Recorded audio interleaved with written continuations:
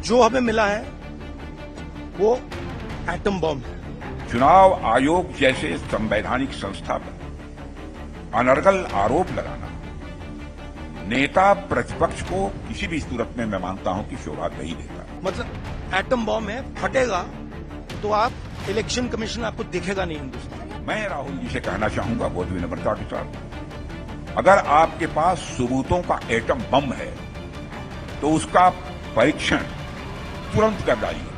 साथियों, केंद्रीय चुनाव आयोग ने बिहार के चुनाव की तैयारियां जोर शोर से शुरू कर दी हैं और इसके अंतर्गत उन्होंने बिहार में एसआईआर स्पेशल इंटेंसिव रिवीजन की शुरुआत की है।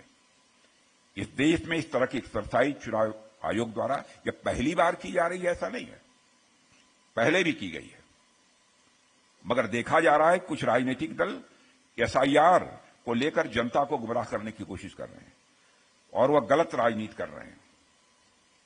यह बहुत ही दुर्भाग्यपूर्ण है। अभी आज के ही समाचार पत्र में मैंने एक खबर पढ़ी है, राहुल जी कहते हैं कि चुनाव आयोग वोट चोरी कर रहा है, सीधे सीधे आरोप लगाया है, जबकि चुनाव आयोग भारत की एक ऐसी संवैधानिक संस्था है, बहनों भाई, इसमें कहीं दो मत नहीं है, जिसकी एक अपनी साख है, जिसकी एक अपनी विश्वसनीयता है।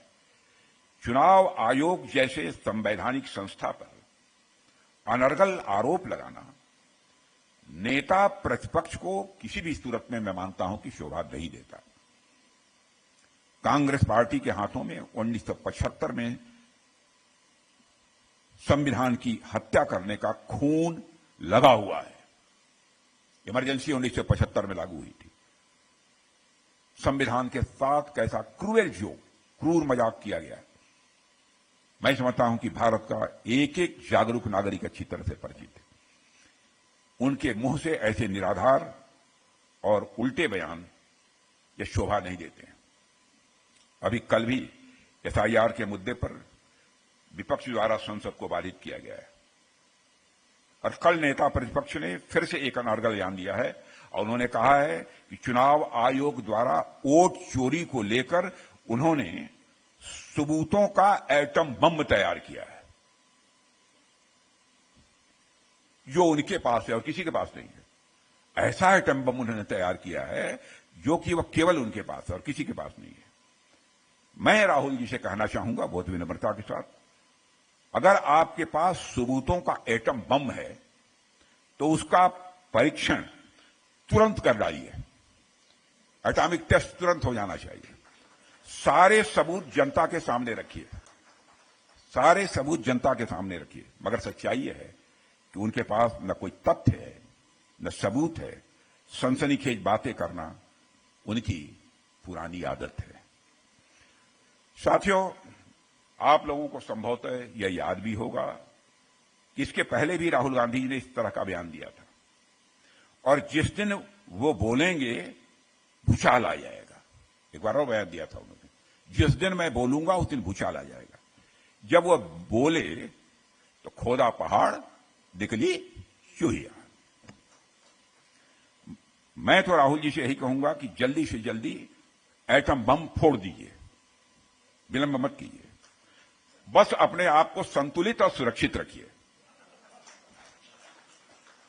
क्योंकि हम सभी लोगों की चिंता करने वाले हैं। क्योंकि भारत ऐसा देश है जो कि भारत में रहने वाले लोगों की चिंता नहीं करता, बल्कि विश्व की धरा पर रहने वाले सभी लोगों की चिंता करते हुए सारे विश्व को वसुधैव कुटुंबकम, the whole world is family, यह मैसेज देने वाला इस दुनिया की धरती पर कोई एक देश है तो हमारा और आपका देश केवल भारत है। वोट चोरी हो रही है और अब हमारे पास ओपन एंड शट प्रूफ है कि इलेक्शन कमीशन वोट चोरी में इन्वॉल्व है। और मैं लाइटली नहीं बोल रहा हूं, मैं 100% प्रूफ के साथ बोल रहा हूं, ठीक है। और आप सबको पता लग जाएगा, जैसे ही हमने ये रिलीज किया पूरे देश को पता लग जाएगा कि इलेक्शन कमीशन वोटर चोरी करा रहा है। किसके लिए करा रहा है? किसके लिए करा रहा है? बीजेपी के लिए करा रहा है।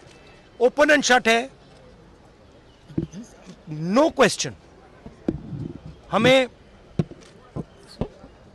मध्य प्रदेश में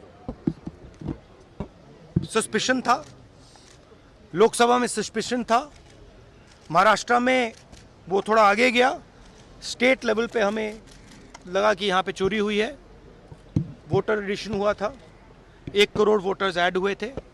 फिर हम थोड़ा डिटेल में गए, हमने कहा देखो अब इलेक्शन कमीशन तो मदद नहीं कर रहा है, तो थोड़ी ग्रैन्युलैरिटी में जाना है, गहराई में जाना है। तो हमने अपना ही इन्वेस्टिगेशन करवाया, उसमें 6 महीने लगे और जो हमें मिला है वो एटम बॉम्ब है। मतलब एटम बॉम्ब है, फटेगा तो आप इलेक्शन कमीशन आपको दिखेगा नहीं हिंदुस्तान में, जो सबसे जरूरी बात है। और मैं ये बड़ी सीरियसली बोल रहा हूं, जो भी ये काम कर रहे हैं, ठीक है, इलेक्शन कमीशन में जो भी ये काम कर रहे हैं, right from the top to the bottom, आप एक बात याद रखिए, आपको हम छोड़ेंगे नहीं, कुछ भी हो जाए हम छोड़ेंगे नहीं आपको, क्योंकि आप हिंदुस्तान के खिलाफ काम कर रहे हो, ये ट्रीजन है और कम, इससे कम नहीं है। तो आप याद रखिए, आप कहीं भी हो, रिटायर्ड हो, कुछ भी हो, ठीक है, हम आपको ढूंढ के निकालेंगे।